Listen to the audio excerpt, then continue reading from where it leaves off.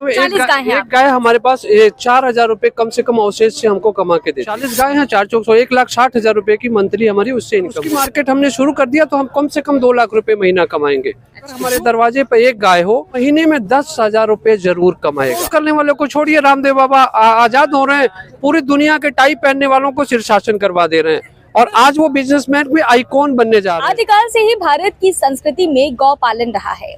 ऐसे में आज हम आपको लेकर आए हैं गोरखपुर महोत्सव के एक ऐसे स्टॉल पर जहां पर आपको बताया जाएगा कि किस तरह से गौ पालन करके आप व्यवसाय भी कर सकते हैं। मेरे साथ जो सर मौजूद है, सर बहुत स्वागत है आपका। जी बताएं। मैं आपसे जानना चाहती हूं कि इस स्टॉल पर जो भी कुछ मौजूद है उसके बारे में आप हमें बताएं और किस तरीके से आपने गौ पालन करके ये व्यवसाय शुरू किया, ये भी हमें बताएं। मेरा नाम मनोज कुमार शुक्ला है। मैंने अपने गांव में जो यहीं से गोरखपुर से 7 किलोमीटर दूरी पे पड़ता है पिछौरा, वहाँ पे गौ पालन का काम किया हुआ, लेकिन गौ पालन में दूध बेचने से प्रॉफिट नहीं आ रहा था। उसके बाद जब गौ का वेस्ट जो हुआ उसको हमने सोने में तब्दील किया। उसका हमने गौ का धूप बनाया, उसे दीपक बनाया, उसी से खाद बनाया। जो कुछ चीजें आपके पास यहाँ मौजूद है, ये देखिए दीपक है, ये आप जलाते हैं तो ये बर्न नहीं होगा। मतलब जलेगा नहीं ये। और तेल डालिए और इसको रोज रूटीन में जला सकते हैं। आप रूटीन में दिखा रूटीन में जला सकते हैं। मैं आपको दिखा देती हूँ पहले इस दिए को। ये दिया गाय के गोबर से ही बना हुआ है, गाय के गोबर से बना है। मैं आपको दिखाती हूँ इस तरह से। ये इस दिए की खासियत ये है कि आप इसे रोजाना जला सकते हैं और ये बर्न नहीं होगा, जलेगा नहीं, और इसका इस्तेमाल आप काफी लंबे समय तक कर सकते हैं।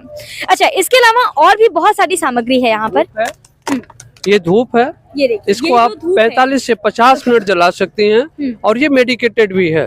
इससे आपके घर में जो भी जो बैक्टीरिया प्रॉब्लम होती है, जैसे आजकल कोरोना चल रहा है, कोरोना में लोगों ने जलाया और रोज हम अपने घरों को सैनिटाइज करते थे। इसको आप जलाइए, 45 मिनट जलता है और पूरे दिन आपके घर को सैनिटाइज करके कोई प्रदूषण भी नहीं, कोई प्रदूषण नहीं होगा और आपको अपनी गौ माता से पैसे भी मिलेंगे। जो हमारे देश की संस्कृति है, उस गौ माता को हम बचा के भी रखेंगे और आपके घर में शुभता भी आएगी, क्योंकि ये गौ के अवशेष से बना हुआ है। इसको आप रख दें। इसके अलावा और भी बहुत सारी चीजें मुझे नजर आ रही हैं, वो भी हमें इसी गौ से, गौ के उत्पादन से, गौ का जो गोबर है उसके खाद बना के उसी से हम यहाँ पे उत्पादन करते हैं चने का। अच्छा। चने का आपके पास ये भूजा पड़ा हुआ, देखिए स्वादिष्ट भूजा है। ये गौ के अवशेष से ही जो है वो खाद बनाया गया है और उससे ये चना उगाया गया है, वो आप यहाँ पे वहाँ पे सेल कर रहे हैं। उसी चने का हम यहाँ पे बेसन आपको दे रहे हैं। अच्छा, वो बगल में पड़ा हुआ, ये चना का बेसन, ये सामने पड़ा हुआ चावल का आटा आपके पास यहाँ पे। हाँ, ये बेसन है। सारी चीजें आपको जो है वो गौ के अवशेष से मिलेंगी, तो मुझे लगता है कि ये काफी ज्यादा बेनिफिशियल भी है, और सेहत के लिए फायदेमंद भी है। और दूध का जो फायदा, देखिए दूध आज के डेट में जो हमारी जर्सी गायें होती हैं, उससे हमारे को दूध मिलने से ज्यादा रोग पैदा होता है।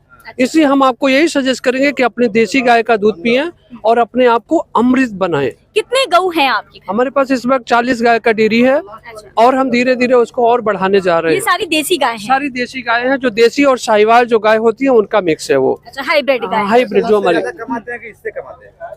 क्योंकि दूध से कमाई नहीं होती, दूध से सिर्फ पशु को पाला जा सकता है। दूध के जो अवशेष है उनसे बायो प्रोडक्ट बनाते हैं और तब हम उससे कमा सकते हैं। अच्छा। जैसे गेहूं होता है तो उसका आटा बनाते हैं तो महंगा बिकता है, तो गौ का दूध बेचते हैं तो गौ को खिला लेते हैं। लेकिन जब उसी गौ से हम उसके अवशेष को, उसका मूत्र जो है वो गौमूत्र को हम यूज करते हैं तो उससे भी पैसा आता है। जब उस गाय के हम गोबर को यूज करते हैं तो खाद बनाते हैं, और वो जब चीजें आप खाते हैं तो आपकी सेहतमंद हो जाती है। नहीं तो जो फर्टिलाइजर यूज करते हैं उससे हम रोज डॉक्टर के पास जाते हैं। कितनी आमदनी आपकी होती है? आमदनी का एवरेज देखिए बताना कुछ बड़ा जरूरी भी नहीं है, और जो हमारी मेहनत है उसका 3 गुना हम उससे पा रहे हैं।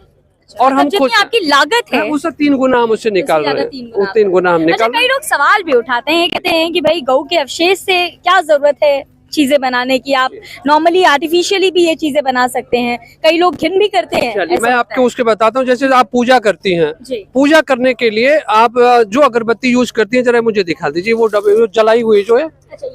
हमारे घरों में हिंदू परंपरा में कहा जाता है कि बांस पे मरने के बाद लोगों को उठा के लेके जाते हैं और उस बांस को उठा के फेंक देते हैं। लेकिन ये बांस की तिल्ली हम अपने घर में जलाते हैं। जहाँ लाश के पास भी हम बांस नहीं जलाते, वहाँ अपने घर में पूजा करते हैं बांस से। ये हमारे घर को नाश करता है, विनाश का कारण बनता है। तो जब गौ के अवशेष से हम पूजा करते हैं, गौ के दूध से हम चना अमृत बनाते हैं, उसमें 5 गव्य होता है, मूत्र भी होता है, गोबर भी होता है, और उसी के अवशेष से अगर हम अपने भोजन की व्यवस्था कर लें तो उससे सुंदर क्या चीज हो सकती है। बेहतरीन बात की है आपने, और मुझे लगता है कि स्टॉल पे काफी ज्यादा भीड़ भी है। ये इस बात की गवाह है कि यहाँ पर जो लोग आ रहे हैं वो इन प्रोडक्ट्स को देख करके काफी प्रभावित हो रहे हैं। कैसा रिस्पॉन्स है अभी सुबह? बहुत बढ़िया रिस्पॉन्स है, और लोगों का रुझान भी इस तरफ अब बढ़ने लगा, क्योंकि रोग से लोग बचना चाहते हैं, और बचने के लिए सबसे जरूरी है कि हम अच्छा खाएं और स्वस्थ रहें। आने वाली पीढ़ी को अगर बचाना है तो स्वस्थ खाना, सुरक्षित रहना है। और इसी बीच में हमारी एक बहन है, इन्होंने देखिए सारे प्रोडक्ट होममेड इन्होंने खुद बनाया है।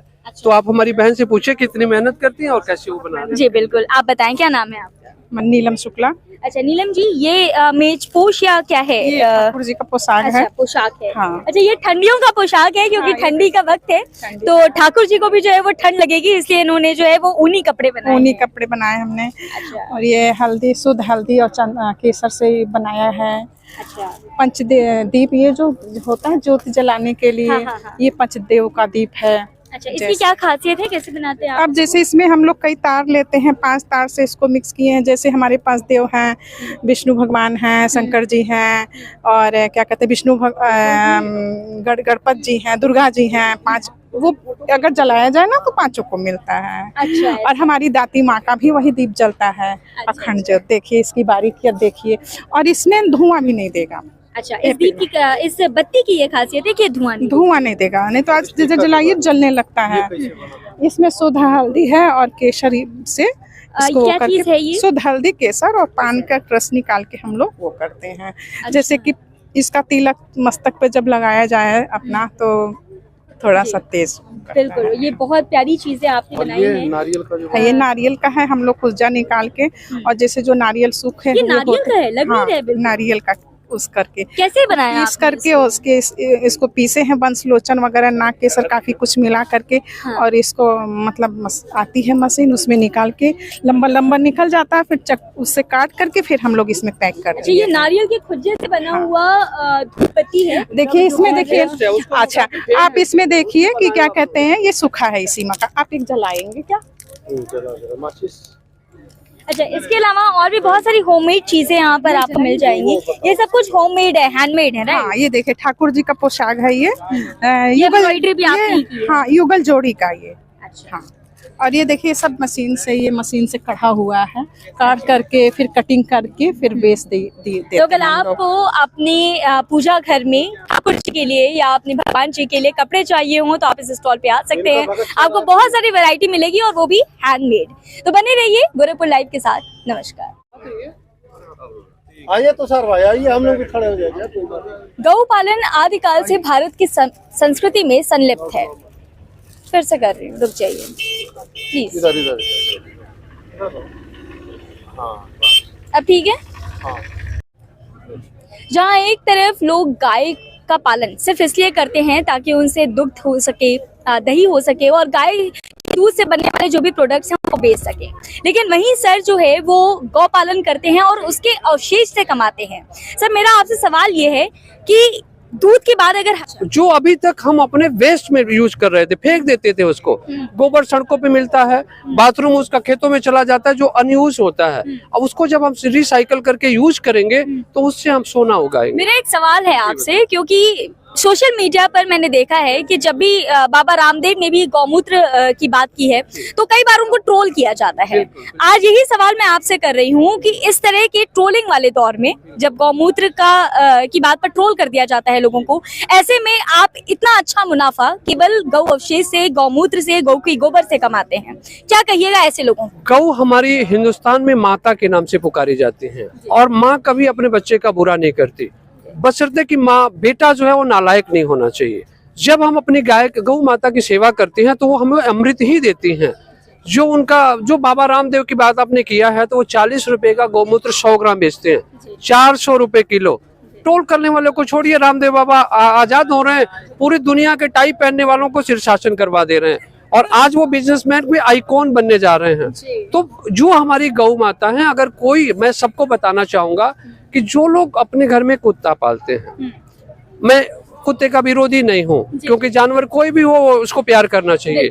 लेकिन अगर हमारे डाइनिंग रूम में या हमारे ड्राइंग रूम में कुत्ता चला जाता है, तो अगर हमारे दरवाजे पे एक गाय हो तो मैं उस शख्स को, उस परिवार को बता सकता हूँ कि वो बीमारी से मुक्त रहेगा और वो महीने में 10,000 रुपए जरूर कमाएगा।